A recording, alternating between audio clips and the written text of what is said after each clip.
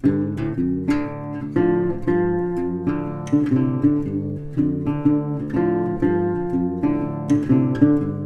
morning and welcome to the MSU Dairy Coffee Break. I'm Marianne Buza. I am a dairy educator in the Thumb of Michigan, and with me today is Ashley Kennedy of Sheridan Dairy, and our topic for today is opportunities and ways to promote dairy in our communities. Since high school, Ashley Kennedy has promoted dairy via FFA 4-H and being a state dairy ambassador. She's also been involved with Project Bread at the dairy booth since high school. And so thank you for being with us today, Ashley. Thanks for having me. Um, so when we spoke a little bit earlier, you said that you started in college with really getting into promotion of dairy. Can you talk about that? Yeah, I guess maybe, excuse me, I'm kind of known more for my presence on social media. And that really started when I was a dairy ambassador. A mentor of mine said, well, why don't you get a blog? There's this new thing called a blog, and we'll talk about all the things that you do, hot topics through the year. And so I said, yeah, okay, I'll try it. And I really liked it. So instead of passing the blog on to the next dairy ambassador, I actually kept it and it became my personal blog. And then in college, I also got into Twitter. And that was really kind of the start of agricultural social media, was on ag Twitter, because Facebook was really new back then, and it was only other college students on Facebook. So yeah, very different than it is today. But that's how I got started. And then through college, I helped with things like Small Animals Day and the Great Dairy Adventure and different things that happened down at Michigan State. But yeah, I really started in social media. Okay.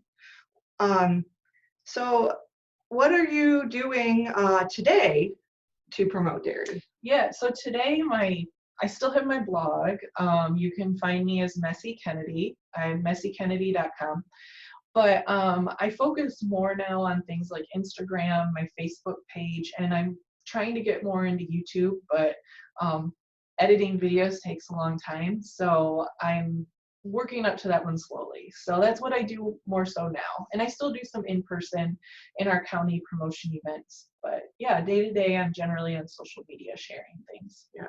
And as a dairy farmer and a mother of two beautiful little girls, it's got to be hard to find all the time to do this promotion. Yeah, absolutely. It's totally a juggling and trying to figure it out. And so that's why I'm maybe not the most consistent, because I'm also not a great planner. That's just part of my personality trait, is that I'm not, super planned. So yeah, I'm kind of here and there, and I try to be consistent about it. But when I get really busy into farm or kids or both, I sometimes I forget. But I'm there. And so which audiences do you reach, and do you target specific audiences? Yeah, that's a great question. So I have found through experience that for me and like my voice, like there's a voice for everybody. There's a place for everybody on social media. There's a listener and a follower for each person. And I found that when I got started, a lot of the people that were on my channels were other farmers. And I was like, I love other farmers. I think other farmers are great, but I'm not on here just to talk to other farmers. My point is I want to reach out to other people. So then I started to think about, what is the best way for me to reach a different audience. And so I basically put together a marketing plan, just like a small business or even a large business does. They think about and they say, who's my target audience?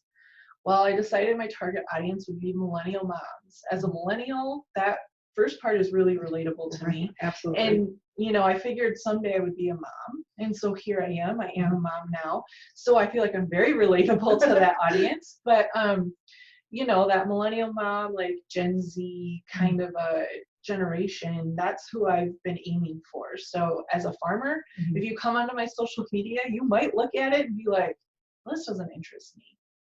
Awesome. Like that is my hope, is that, I have some farmers who are also moms who, we relate to each other really well, but they're not necessarily my target audience. My target audience is, women and moms who have no idea about farming and agriculture. And so, yeah, I'm curating all of my feeds to kind of follow that, particularly on Instagram.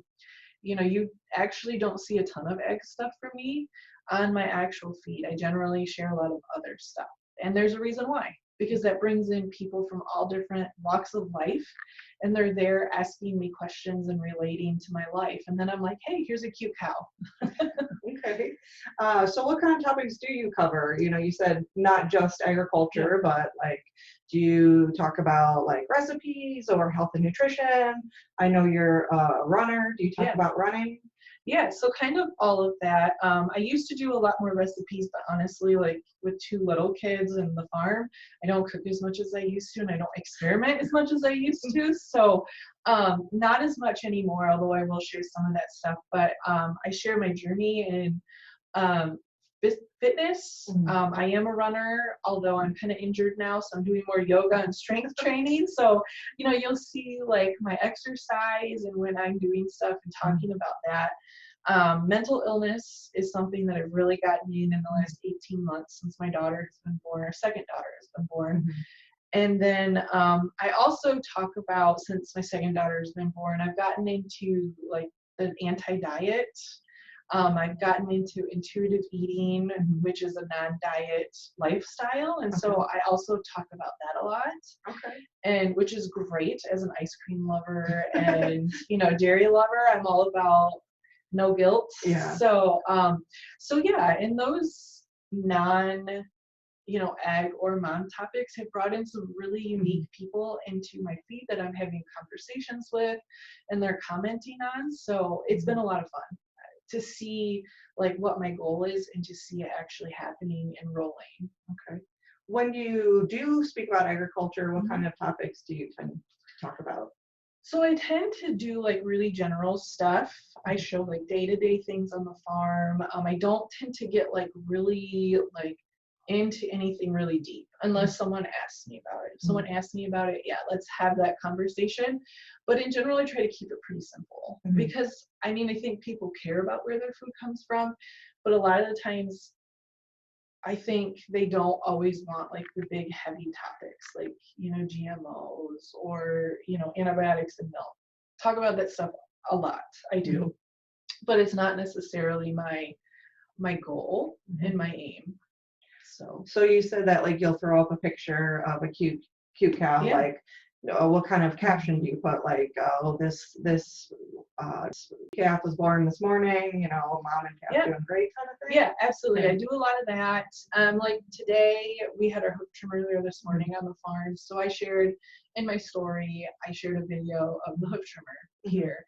And it's not uncommon for me to get questions about that. And so then we talk about what we're doing on hoof trimming. Depending on how I'm feeling, if I'm feeling salty, then, maybe sometimes I'll go on a tirade about how there's no antibiotics in milk and stuff. But I don't think people just want to see that stuff. They don't want to see that, or at least my audience doesn't want to see that stuff all the time. I like to build like real trust with my followers, so then they feel comfortable asking me that question. Or then when I talk about it, then, they're like, yeah, she's really cool. Not really, but, like I trust her. I've been following her for a long time. Like, she has all this really cool background. And so I'm going to trust that when she says that milk doesn't have antibiotics in it, milk doesn't have antibiotics in it. Okay. What do you think you've done to build that trust? Just been honest and answered questions? Yeah. Okay. Yeah, I think the honesty and like that transparency from all walks of life. I don't know. When I'm on social media, I don't want to see the people who like always look perfect and always have the perfect outfit and the perfect makeup, because let's be honest, like that's not real life. No, it's not. That person hired a photographer and once a month they come in and they have people doing their hair and their makeup and they change their outfits. And that's what they do, and they post these pictures all month long. Like that's not real life. No, it's not. I can sometimes I look at that and I'm like, wow, that outfit's really cute. I wish I could be like that. But then it depresses me. Right. Like real life is hard and real life is sometimes great and sometimes you're just like, I'm covered in puke and I have so much stuff to do and my house is a mess, but I'm trying to smile today. Like that's what real life Right, is. right. And everybody has days like that. And so I think just by being like really honest and being like, today is not a good day, and here's why today is not a good day, or being like, you know what, today is an awesome day, and here's why I'm having a really good day today. I hope you're having a good day too. I just think like being really honest and being really vulnerable with your audience builds that trust. And it doesn't necessarily mean that you always have to be sharing about agriculture. I mean, I share stuff all the time, like come spring planting, you'll see all kinds of stuff like that from me. But it can, there's more to each person than, what meets the eye than what our job is. And, so I think sharing that makes you really relatable and helps your audience trust you.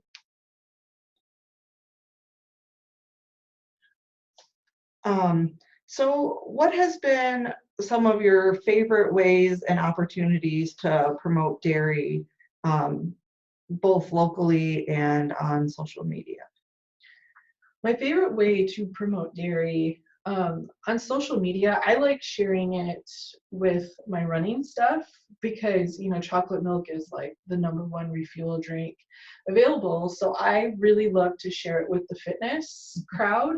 I find like that's my favorite way on social media, which I also just like love working out and doing all that kind of stuff too. So, but I feel like they have like a very natural union. So that's probably, if I had to pick one way, that's my favorite way.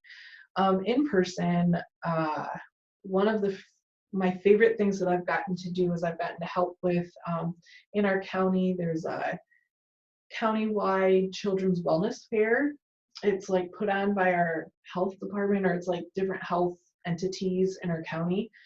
And I supply the dairy products for it, and it's just a really cool event. And I mean, it's geared toward mothers and children. So, the people who are buying lots of milk and eating lots of cheese and yogurt and stuff from the grocery store. So they're a really important audience for us to reach out to and to, share a message about how important dairy is for diets. Okay. Yeah. That event, I think, is coming up on March 14th here in Huron County. And so also you mentioned that you have been talking about mental health on Instagram.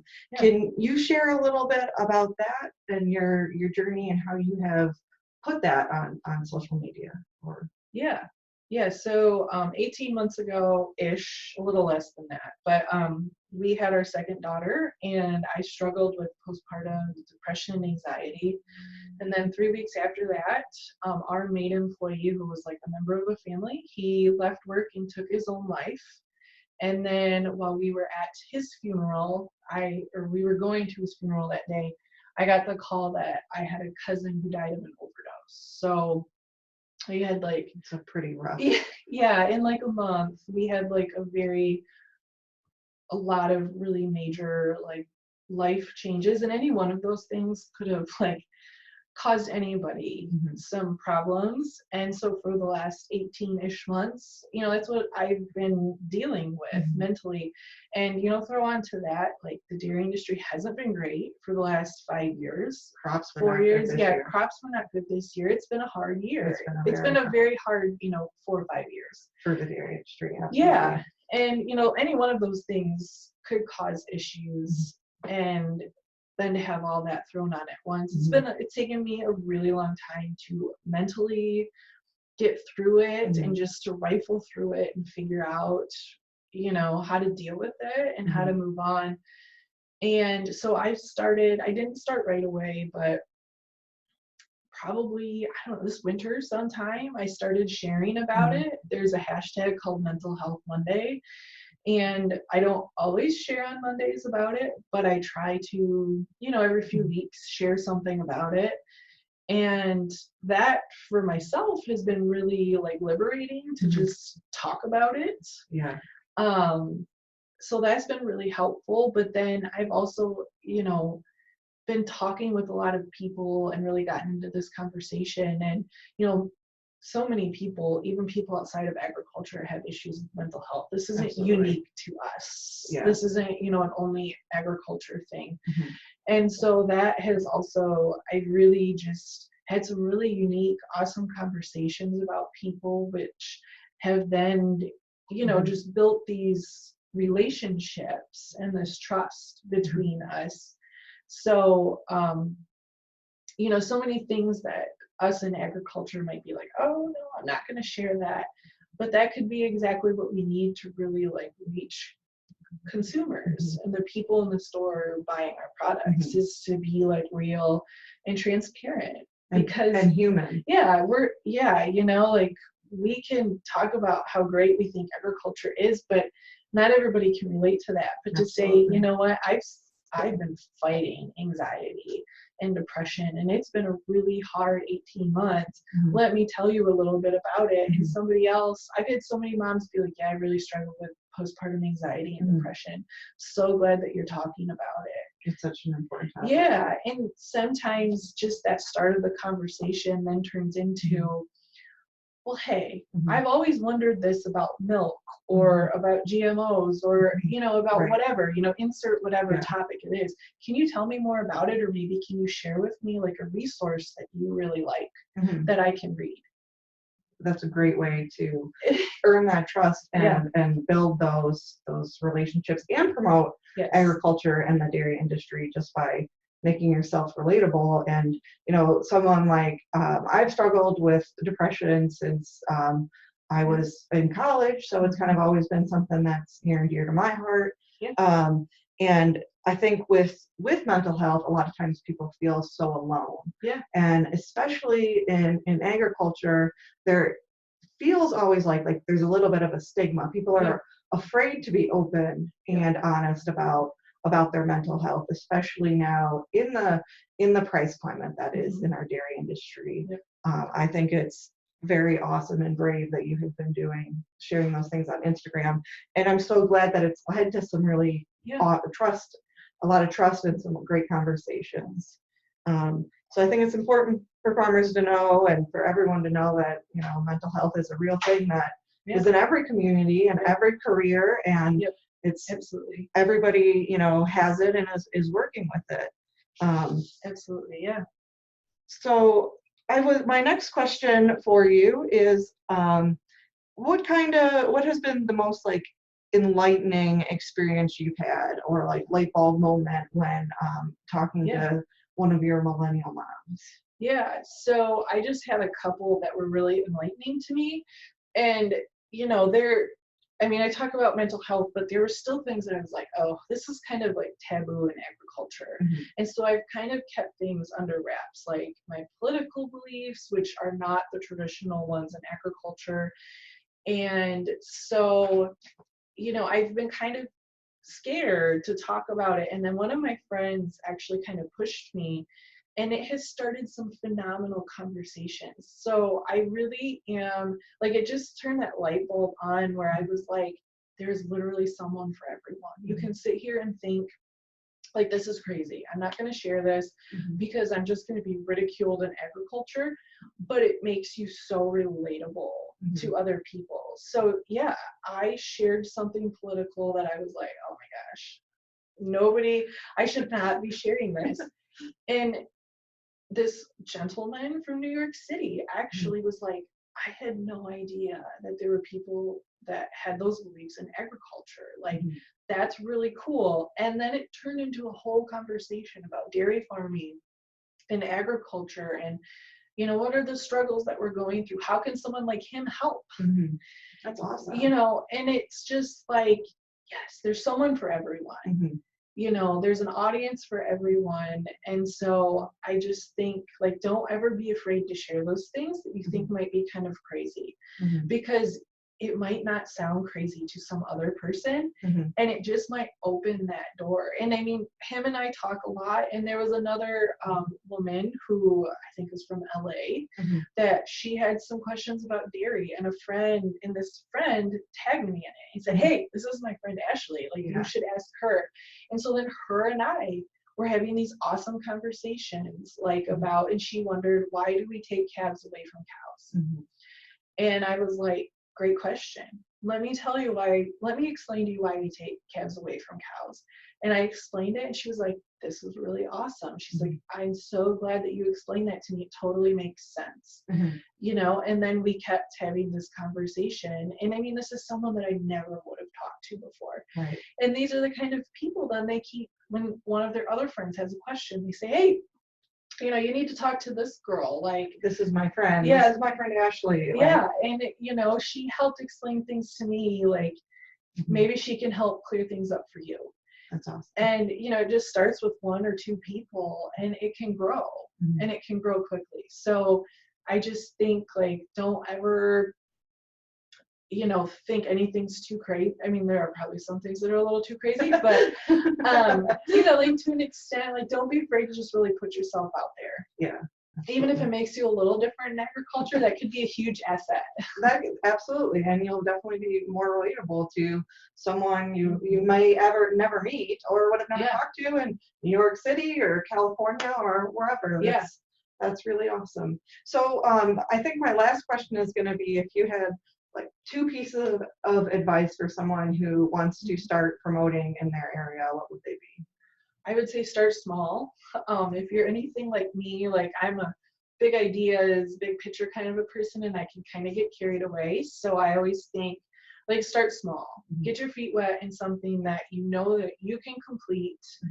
And because once you have one completed project, then you have confidence, you have experience, and then you can take on something bigger. So whether that's social media, don't take on all the social media channels. Like, that's crazy. Take on one, start with one, learn that one really well, and then jump to something else. And the second one, I just think about your audience and, what would help make you relatable to them. And just like, kind of like I said a few minutes ago, like, nothing is kind of crazy. Like, there's someone for everyone. Yeah, there's someone for everyone.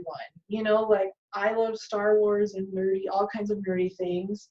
And you know what? I have so many conversations about that kind of stuff that then turn into a conversation about food. Like, because then they say, oh, you're a dairy farmer. That's really cool. Like, can I ask you some questions? And, all of these things turn into something else. So don't think that, people will tease you for it. There's literally, I bet you, someone out there who loves the same thing as you, and you just might be able to have a conversation that could change, how they feel about their food and their buying decisions. So, yeah. Awesome. Well, thank you for being here with us today. Yeah, thank you for having me.